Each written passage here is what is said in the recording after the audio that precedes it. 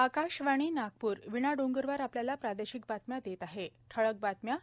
अमृतकाळ अर्थसंकल्पाचा उद्देश कृषी तसंच सहकार क्षेत्राला बळकटी देण्याचा असून कृषीसाठी मुक्त स्रोत व्यासपीठाला महत्त्व दिलं जात असल्याचं पंतप्रधान नरेंद्र मोदी यांचं प्रतिपादन.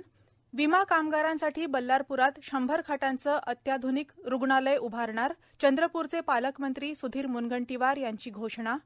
एमआयडीसीच्या धर्तीवर वनाधारित औद्योगिक विकास महामंडळ स्थापन करण्याची वनमंत्री सुधीर मुनगंटीवार यांची घोषणा. आणि G20 परिषदेसाठी नागपूर शहरात सौंदर्यीकरणाच्या कामाला वेग. पंतप्रधान नरेंद्र मोदी यांनी आज कृषी आणि सहकार क्षेत्रावरच्या अर्थसंकल्पोत्तर वेबिनारला संबोधित केलं. यावेळी बोलताना ते म्हणाले की केंद्रीय अर्थसंकल्प 2023-24 मध्ये कृषी क्षेत्रासाठी मुक्त स्रोत व्यासपीठाला महत्त्व दिलं जात आहे. अमृतकाळ अर्थसंकल्पाचा उद्देशच कृषी तसंच सहकार क्षेत्राला बळकटी देण्याचा असून कृषी क्षेत्राला वर्ष 2014 मध्ये दिलेल्या 25,000 कोटी रुपयांपेक्षा कमी अर्थसंकल्पाच्या तुलनेत या अर्थसंकल्पात 1,25,000 कोटी रुपयांहून अधिक तरतूद केली असल्याचं त्यांनी सांगितलं. कालपासून सुरू झालेल्या 12 अर्थसंकल्पोत्तर वेबिनारचा हा एक भाग असून हे वेबिनार 11 मार्चपर्यंत सुरू राहणार आहेत. केंद्रीय अर्थसंकल्प 2023-24 मध्ये नमूद केलेल्या 70 प्राधान्यक्रमांवर आधारित विविध मंत्रालय आणि विभागांद्वारे हे वेबिनार्स आयोजित करण्यात आले आहेत. जगातल्या आघाडीच्या अर्थव्यवस्था आणि चलन प्रणालीच्या रक्षकांनी जागतिक अर्थव्यवस्थेत स्थैर्य, आत्मविश्वास आणि विकास आणावा असं आवाहन पंतप्रधान नरेंद्र मोदी यांनी केलं आहे. भारताच्या अध्यक्षतेखाली G20 अर्थमंत्री आणि केंद्रीय बँकेच्या गव्हर्नर्सची पहिली बैठक आज बंगळुरू इथं मोदी यांच्या बीजभाषणानं झाली. त्यावेळी ते बोलत होते. बैठकीला उपस्थित प्रतिनिधींनी जगातल्या सर्वात कमकुवत गटाला केंद्रस्थानी ठेवून चर्चा करावी असं आवाहन त्यांनी केलं. भारतीय अर्थव्यवस्था आणि भविष्याबद्दलचा आशावाद तसंच आत्मविश्वास असलेले भारतीय ग्राहक आणि उत्पादकांकडून जगानं प्रेरणा घ्यावी असं ते म्हणाले. या 2 दिवसीय बैठकीत G20 सदस्य देशांचे प्रतिनिधी, आमंत्रित व्यक्ती आणि आंतरराष्ट्रीय संघटनांचे जवळजवळ 500 प्रतिनिधी सहभागी झाले आहेत. चंद्रपूर जिल्ह्यात विविध औद्योगिक आस्थापना असल्यामुळे इथं कामगारांची संख्या मोठ्या प्रमाणात आहे. कामगारांच्या आरोग्याचं संरक्षण करणं ही आपली पहिली प्राथमिकता आहे. त्यामुळेच महाराष्ट्र राज्य कामगार विमा सोसायटी अंतर्गत विमा असणाऱ्या कामगारांसाठी बल्लारपूर इथं 100 खाटांचं अत्याधुनिक रुग्णालय उभारण्यात येईल अशी ग्वाही जिल्ह्याचे पालकमंत्री सुधीर मुनगंटीवार यांनी दिली. बल्लारपूर इथं विमा कामगारांसाठी सेवा दवाखान्याचं उद्घाटन करताना ते बोलत होते. चंद्रपूर आणि बल्लारपूर ही कामगार नगरी आहे. 14,632 विमाधारक कामगारांच्या कुटुंबांना या दवाखान्याचा उपयोग होणार आहे. रुग्णालयात रुग्णवाहिका, एक्स-रे मशीन, ECG, रक्तचाचणी, लघवी चाचणी, केअर युनिट आदी सुविधा तात्काळ उपलब्ध करून द्याव्यात अशा सूचना त्यांनी कामगार विमा सोसायटीला केल्या. ज्या जिल्ह्यात 50,000पेक्षा जास्त कामगारांची नोंदणी होते तिथंच 100 खाटांचं रुग्णालय मंजूर केलं जातं. आपल्या जिल्ह्यात कामगारांच्या नोंदणीचा आकडा 50,000पेक्षा कमी आहे. ही बाब केंद्रीय मंत्री भूपेंद्र यादव यांच्या कानावर घातली. त्यामुळे केंद्र सरकारनं या निकषात विशेष सूट देऊन 100 खाटांच्या रुग्णालयासाठी होकार दिला आहे असं त्यांनी यावेळी सांगितलं. होळी सणात प्रवाशांची अतिरिक्त गर्दी कमी करण्याच्या हेतूनं मध्य रेल्वेनं पुणे-अजनी दरम्यान 6 जादा होळी विशेष गाड्या चालवण्याचा निर्णय घेतला आहे.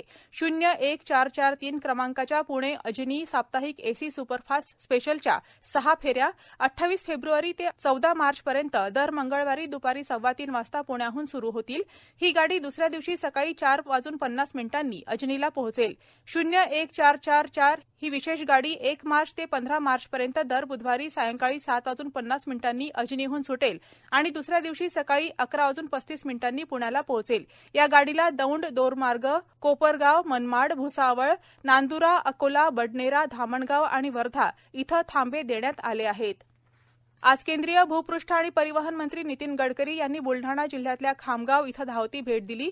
खामगावच्या सिद्धिविनायक कॉलेज इथं भेट देऊन त्यांनी माजी कृषी मंत्री भाऊसाहेब फुंडकर यांच्या आठवणींना उजाळा देत त्यांच्या पुतळ्याला माल्यार्पण करून अभिवादन केलं.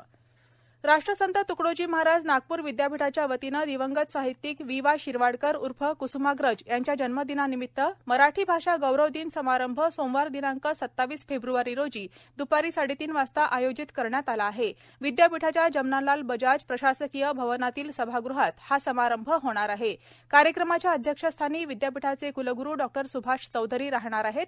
प्रकुलगुरू डॉ. संजय दुधे यांची प्रमुख उपस्थिती राहणार असून प्रमुख अतिथी म्हणून भंडारा इथल्या एम पटेल महाविद्यालयातील मराठी विभागाचे माजी विभाग प्रमुख प्राध्यापक सुमंत देशपांडे यांची उपस्थिती राहणार आहे. विद्यापीठातील अधिकारी, शिक्षक, शिक्षकेतर कर्मचाऱ्यांनी कार्यक्रमाला उपस्थित राहण्याचं आवाहन कुलसचिव डॉ. राजू हिवसे यांनी केलं आहे. या प्रादेशिक बातम्या आपण आकाशवाणीच्या नागपूर केंद्रावरून ऐकत आहात. आमच्या केंद्रावरील सर्व बातम्या ऐकण्यासाठी आणि ताज्या घडामोडी जाणून घेण्यासाठी Marathi news Nagpur all India radio या आमच्या यूट्यूब चॅनलला नक्की सबस्क्राईब करा.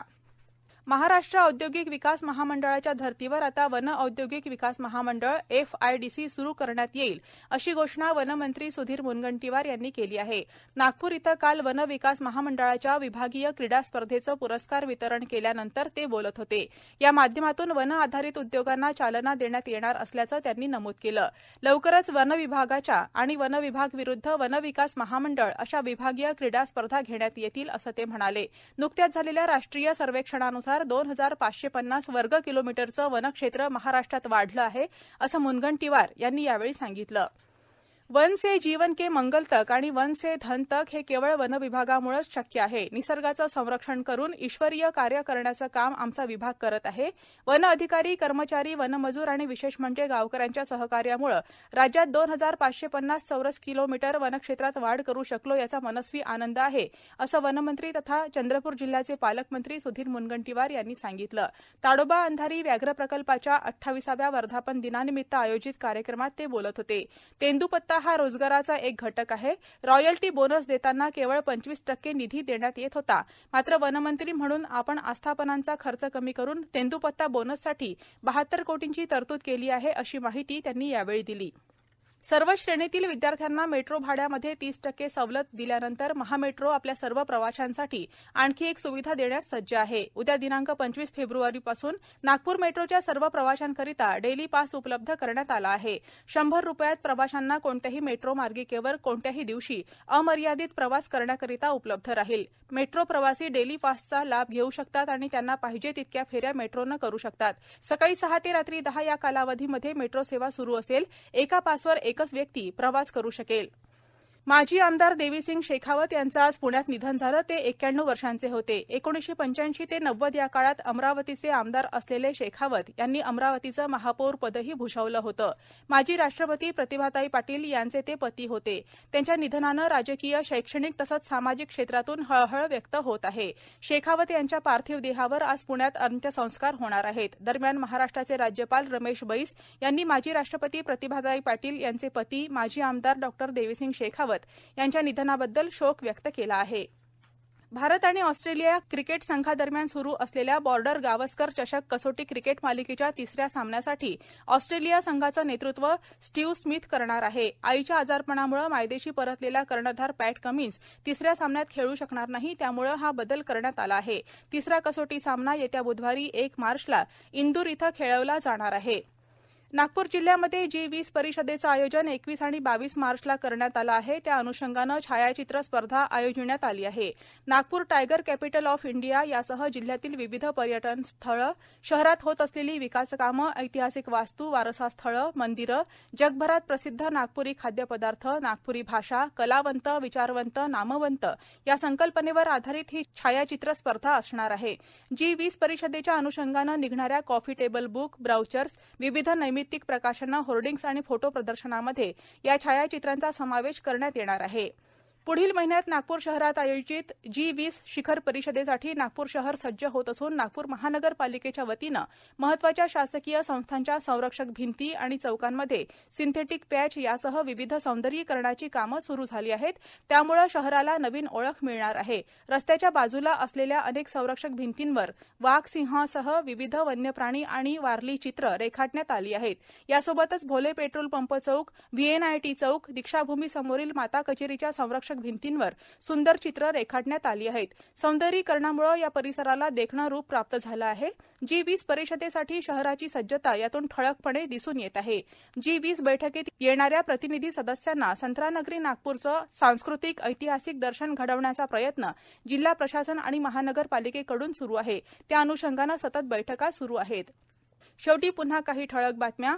अमृतकाळ अर्थसंकल्पाचा उद्देश कृषी तसंच सहकार क्षेत्राला बळकटी देण्याचा असून कृषीसाठी मुक्त स्रोत व्यासपीठाला महत्त्व दिलं जात असल्याचं पंतप्रधान नरेंद्र मोदी यांचं प्रतिपादन. विमा कामगारांसाठी बल्लारपुरात 100 खाटांचं अत्याधुनिक रुग्णालय उभारणार चंद्रपूरचे पालकमंत्री सुधीर मुनगंटीवार यांची घोषणा. एमआयडीसीच्या धर्तीवर वनाधारित औद्योगिक विकास महामंडळ स्थापन करण्याची वनमंत्री सुधीर मुनगंटीवार यांची घोषणा. आणि G20 परिषदेसाठी नागपूर शहरात सौंदर्यीकरणाच्या कामाला वेग. याबरोबरच हे प्रादेशिक बातमीपत्र संपलं. नमस्कार.